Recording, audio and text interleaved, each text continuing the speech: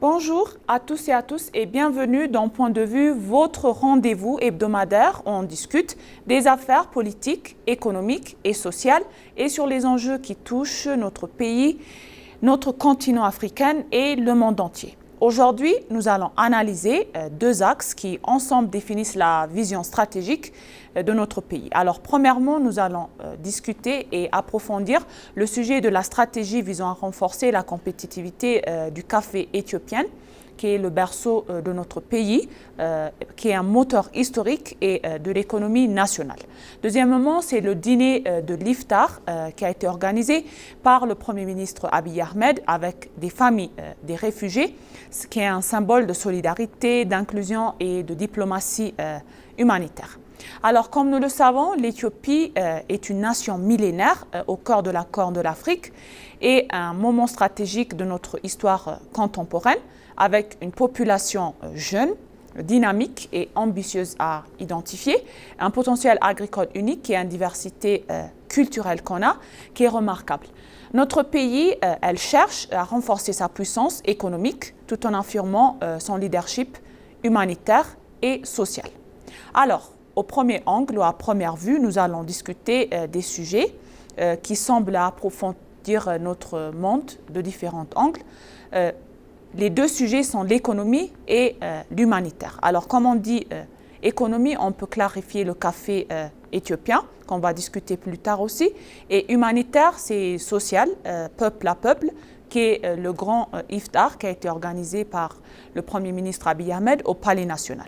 Mais ensemble, ces deux sujets, ils révèlent une vision nationale, je peux dire cohérente, une Éthiopie qui est capable d'articuler la croissance durable, la responsabilité sociale et influence aux scènes internationales. Alors, comme nous le savons, le café éthiopien, on va discuter plus tard beaucoup à propos de cela, n'est pas seulement un produit agricole, je peux le dire, il est au cœur de l'identité nationale, c'est un levier stratégique, une source de devises et un moteur de développement rural. Alors, chaque grain de café raconte une histoire de culture, de tradition et d'excellence. Deuxième point, c'est l'Iftar. C'est la rupture de jeûne, c'est une grande jeûne. On est au mois du Ramadan. Avec les réfugiés, le Premier ministre Abiy Ahmed, il a beaucoup discuté avec eux. Les réfugiés qui viennent de divers pays, tout à l'heure on va bien les mentionner. Quant à lui, ça dépasse le symbolisme. Ça souligne le mot symbolisme. Alors, cet iftar démontre la capacité de l'Éthiopie à intégrer ensemble, à protéger, à valoriser les populations vulnérables, tout en envoyant un message fort et cohérent social, même à améliorer notre diplomatie en lien. Alors aujourd'hui, chers téléspectateurs, nous allons explorer ces deux dimensions, ces deux idées en profondeur. On vient bien analyser les stratégies, les défis, les impacts et comprendre comment elles reflètent la vision globale de l'Éthiopie jusqu'à ce qu'on est maintenant au XXe siècle. Alors chers téléspectateurs, restez avec moi jusqu'à la fin. Et aujourd'hui, j'ai le plaisir d'accueillir mon collègue de travail, Moubarak Moussa. Bienvenue Moubarak. Bienvenue, bonjour. Donc, quand j'ai déjà parlé au premier moment, tu as bien écouté, on a deux choses à élaborer aujourd'hui. On va bien les clarifier, on a deux sujets.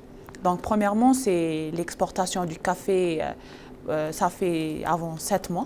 On a beaucoup de choses à parler pour nos téléspectateurs. C'est une fierté ça aussi. Et deuxième sujet, c'est à propos de l'Iftar, rupture de jeûne, comme on l'appelle.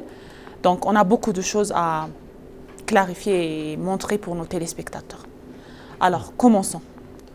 Ce sont deux thèmes et deux sujets très importants pour notre pays et aussi pour le monde entier. Comme vous l'avez dit, ça concerne l'économie et l'humanité. Oui. Donc, en ce qui concerne l'économie, l'exportation a été très immense. Seulement dans ces derniers mois, le café a été exporté, c'est-à-dire 217 000 tonnes ont été exportées de notre pays. Et donc, il y avait beaucoup de revenus dans ce secteur. La stratégie visant à renforcer la compétitivité du café éthiopien, c'est notre café doit être amélioré en ce qui concerne de sa qualité et de l'ajout de valeur. Sinon, l'exportation a été très immense et très, appréciable. Et le deuxième thème, c'est l'organisation d'Iftar de la rupture du jeûne. Oui. Comme on sait, les musulmans jeûnent toute la journée et au coucher du soleil, ils vont faire la rupture du jeûne qui s'appelle Iftar. Oui. Donc le Premier ministre a partagé cette cérémonie d'Iftar avec différentes couches de société, comme les réfugiés et les autres parties de la communauté musulmane aussi, les plus touchés. Donc ça montre qu'à travers l'Iftar, on fait beaucoup de messages et on transmet beaucoup de messages, c'est-à-dire que notre pays est ouvert avec tous les réfugiés, tous les voisins sont notre frères et sœurs et on partage ce que nous avons avec eux. Oui. Et donc à travers l'Iftar, l'organisation d'Iftar, le Premier ministre va essayer de montrer la tradition éthiopienne de solidarité, de cohésion sociale et de l'harmonie aussi. Oui, c'est bien dit. Donc comme nous le savons, on est au mois du Ramadan. Tout le monde se rassemble, les musulmans, ils jeûnent pour 30 jours, je pense, consécutifs. Alors, c'est une grande cérémonie. Ils étaient revenus de divers pays, du Soudan, beaucoup de pays africains. Ils étaient fiers, du Burundi aussi. Il y en a beaucoup de Syrie, oui, qui sont revenus. Ils étaient chaleureusement accueillis par le Premier ministre Abiy Ahmed au Palais national. C'était une très grande soirée pour eux. Et ils ont bien célébré, ils ont montré un symbole d'identité nationale pour notre pays. Ils ont bien partagé leur savoir-faire, je peux dire, en général. Alors, exactement, Moubarak, tu as bien mentionné à propos de notre sujet aujourd'hui, le café et l'économie et l'Iftar qui souligne le social, le peuple à peuple.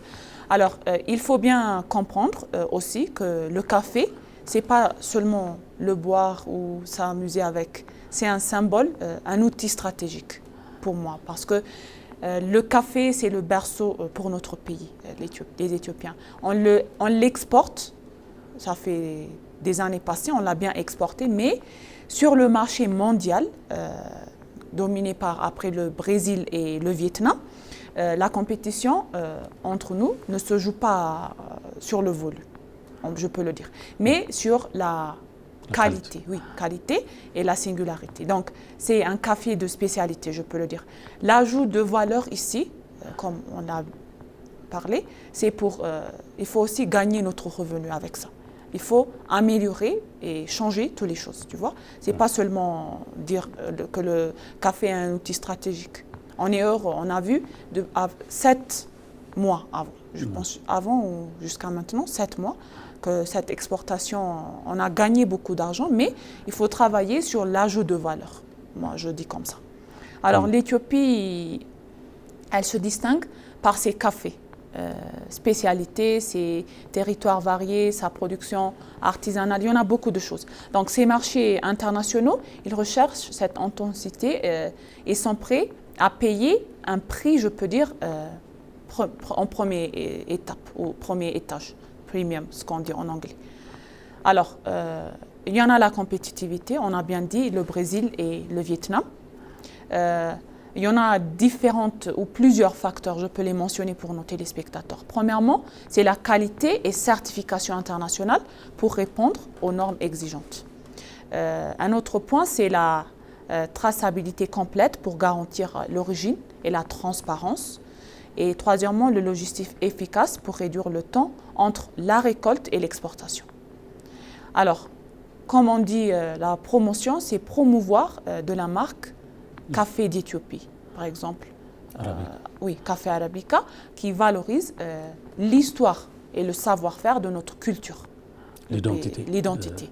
Voilà, l'identité de notre café. Alors, on a beaucoup de choses à mentionner, l'importance économique, la stratégie, quelle est la stratégie clé du café pour l'Éthiopie. Donc, le café, déjà, j'ai bien mentionné, ce n'est pas un simple produit d'exportation pour l'Éthiopie. Il constitue le pilier central de notre économie nationale. C'est un symbole fort de notre identité. Historiquement, on peut le mentionner. Alors, as-tu des choses à mentionner? Comment le café éthiopien, parle-nous. Comme tu l'as dit, le café est plus qu'une exportation. Oui. C'est-à-dire qu'il est le symbole de notre identité nationale et de l'excellence artisanale aussi. Oui. Chaque plantation raconte une histoire de savoir-faire ancestral, de territoire de notre pays. Oui. Donc ça va être relié avec notre histoire aussi, notre identité. Donc quand on parle du café, on ne parle pas seulement sur l'aspect économique, mais aussi sur l'aspect social, sur l'aspect historique et sur l'aspect de l'identité nationale. Oui. Par exemple, notre café est en train d'être une de notre identité au niveau international. C'est-à-dire que, comme on a déjà suivi, les touristes internationaux, quand ils viennent ici en Éthiopie, une des choses qui par laquelle ils sont étonnés, c'est le café, c'est-à-dire la cérémonie de café. Donc en Éthiopie, on sait qu'on a une cérémonie spéciale de le café qui s'appelle la cérémonie de café éthiopienne, où on fait le partage avec les gens, on boit avec les gens comme ça. Il y a beaucoup de cérémonies autour du café. Donc ça rend l'Éthiopie spéciale en ce qui concerne le café.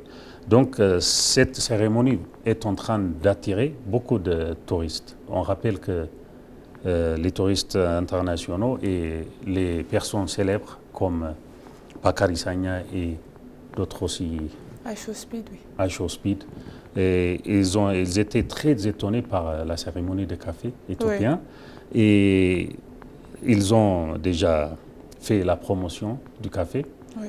Et ça a attiré beaucoup de gens, c'est-à-dire. Donc, ça va être un de notre piliers de tourisme. Et pour attirer aussi les touristes étrangers, on utilise et on doit utiliser toujours la cérémonie de café. Oui. Alors, l'importance économique et stratégique du café pour l'Éthiopie, donc j'ai bien mentionné, on a distingué qu'avec 217 000 tonnes exportées en seulement 7 mois, 1,47 milliard de dollars générés, le secteur démontre une performance impressionnante. Donc, déjà par ce mot, on peut voir, malgré les défis logistiques et les fluctuations des marchés internationaux. Alors, l'objectif annuel ambitieux de 600 000 de tonnes et 3 milliards de dollars qui reflète non seulement une volonté d'expansion, mais aussi une stratégie nationale qui vise à renforcer les réserves en devises étrangères essentielles pour soutenir la croissance économique du pays. Alors, la compétitivité mondiale, il y en a beaucoup de choses, comme on compare le café avec notre café avec les autres pays, dans un marché mondial dominé par des producteurs majeurs comme le Brésil et la Colombie. L'Éthiopie doit continuellement améliorer sa compétitivité. Cela signifie non seulement augmenter les volumes exportés, mais il faut surtout valoriser la qualité exceptionnelle de ces cafés. Arabica aussi, tout à l'heure on a mentionné ce mot. Oui, c'est un des défis qu'on rencontre toujours, voilà. Notamment l'Éthiopie et d'autres pays africains aussi. Oui. Parce qu'on a beaucoup d'exportations, immenses exportations, mais au niveau de qualité, c'est-à-dire sur l'ajout de valeur, on ne fait pas beaucoup d'ajout de valeur, donc ça va diminuer notre revenu qu'on peut trouver. Oui, plus. Donc si on travaille, et le gouvernement est déjà en train de travailler sur l'amélioration de la qualité du café, c'est-à-dire pour ajouter de la valeur quand on exporte au marché mondial. Oui. Ces pays-là, comme le Brésil et la Colombie et le Vietnam, au-delà de leur exportation, leur spécialité est améliorer la qualité et ajouter de valeur. Sinon, on a beaucoup d'exportations, mais pour arriver à leur niveau, on doit travailler, comme le gouvernement a commencé à travailler sur ça, pour répondre à ces défis-là. Oui, tu as bien mentionné. Donc, il faut valoriser la qualité exceptionnelle de notre café Arabica. Donc, la compétitivité, ce n'est pas quelque chose qu'on passe également par la modernisation des infrastructures. Il y en a beaucoup de choses à parler à propos de cela. On a bien aussi. Donc, il faut renforcer la position sur les marchés internationaux. L'Éthiopie peut consolider son image à elle-même du berceau du café, tout en augmentant la valeur ajoutée, tu as bien expliqué, de ses produits. Alors, on va passer au défi qu'on a constaté. Alors, avec l'innovation, il y en a une meilleure coordination de chaînes de valeur et une stratégie de branding qu'on dit efficace. L'Éthiopie, elle peut consolider son rôle sur le marché international. Ce n'est pas seulement au sein national qu'elle doit expliquer sa stratégie et sécuriser un développement rural durable.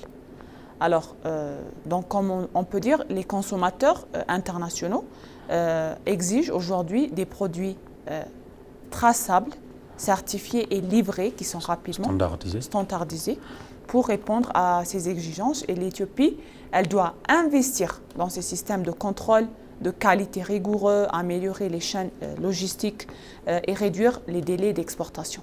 Comme on fait cela, toutes les choses vont s'améliorer et il y aura de changements, alors pourquoi pas? Pourquoi pas se transformer? Donc on peut dire qu'au niveau de volume, on est bien et on est sur la bonne situation, oui. Mais il faut travailler sur l'aspect de la qualité, oui. Sur l'ajout de valeur, oui. Et sur le branding et sur le standard de notre café pour être plus accepté au marché mondial.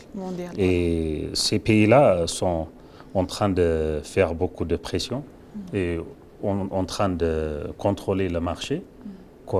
Puisqu'ils ont déjà ça, oui. Le standard et la qualité et voilà. L'ajout de valeur. Donc pour arriver à ce niveau-là, c'est ce qu'on doit travailler, mais au niveau de volume, notre pays exporte beaucoup sommes d'exportation au marché international. Oui, tu as bien expliqué. Comme on est connu avec notre café, il faut travailler comme si on veut être comme les autres pays, il faut améliorer beaucoup de choses, comme on est riche avec cela.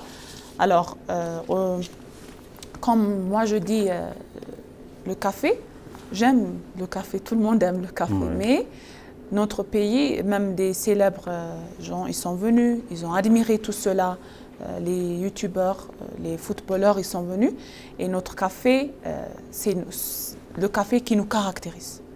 N'est-ce pas? Donc la qualité exceptionnelle de ces cafés, ils doivent être connus à travers le monde, au sein international. Alors le deuxième sujet d'aujourd'hui, Moubarak, c'est l'iftar. On a bien expliqué à nos téléspectateurs tout à l'heure. Alors le dîner de cet iftar qui a été organisé par le Premier ministre Abiy Ahmed au Palais national. Ah oui, comme tu l'as dit, le dîner d'iftar, oui. C'est-à-dire le dîner de la rupture du jeûne, oui.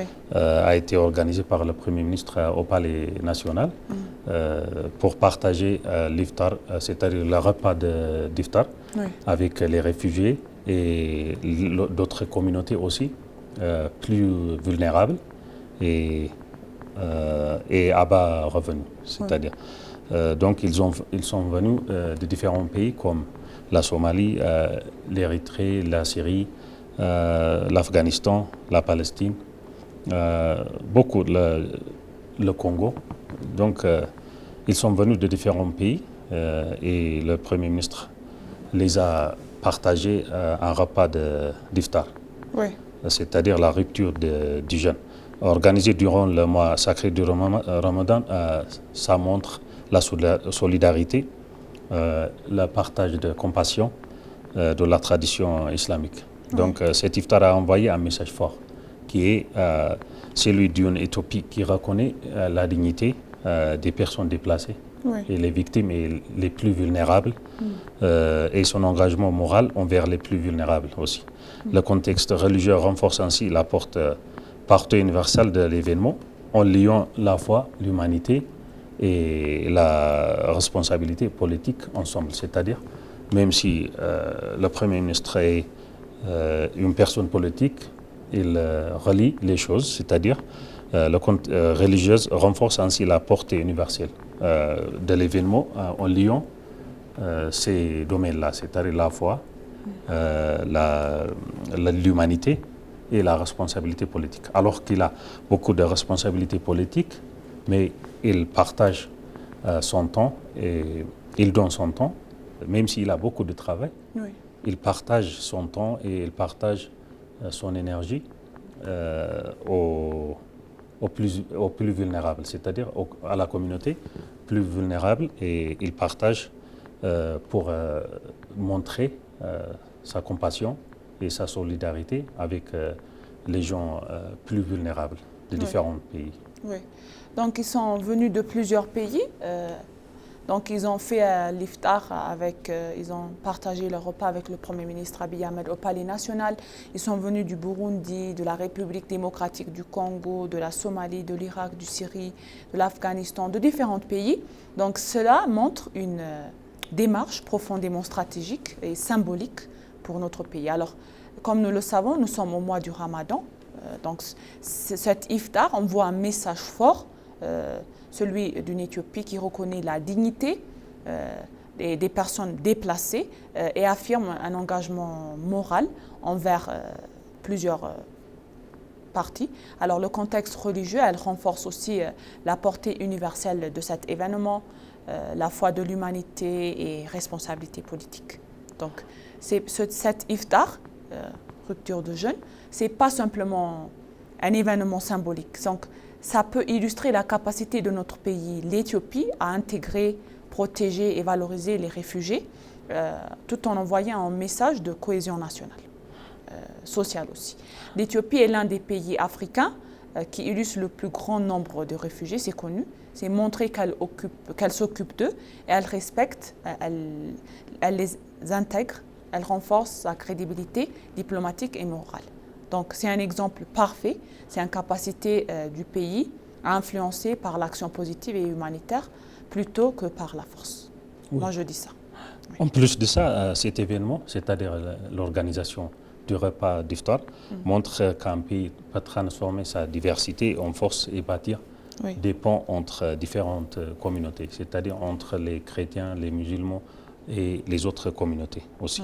Donc ça va servir en tant que pont entre ces communautés-là.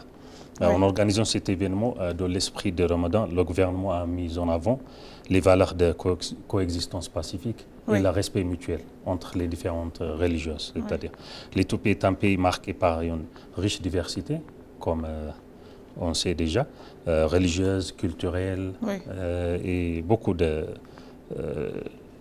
linguistique où les chrétiens, les musulmans cohabitent depuis des siècles, c'est-à-dire en respect et en coexistence. Donc rappelons que la solidarité n'est pas conditionnée par l'origine ou la religion, mais fondée sur l'humanité partagée. C'est-à-dire qu'il faut être seulement humain pour respecter cette richesse de diversité, que ce soit religieuse, culturelle ou autre aussi. Exactement. Donc l'iftar, c'est une grande cérémonie, on le connaît. Donc ça possède également une portée stratégique dans le contexte de ces relations internationales contemporaines.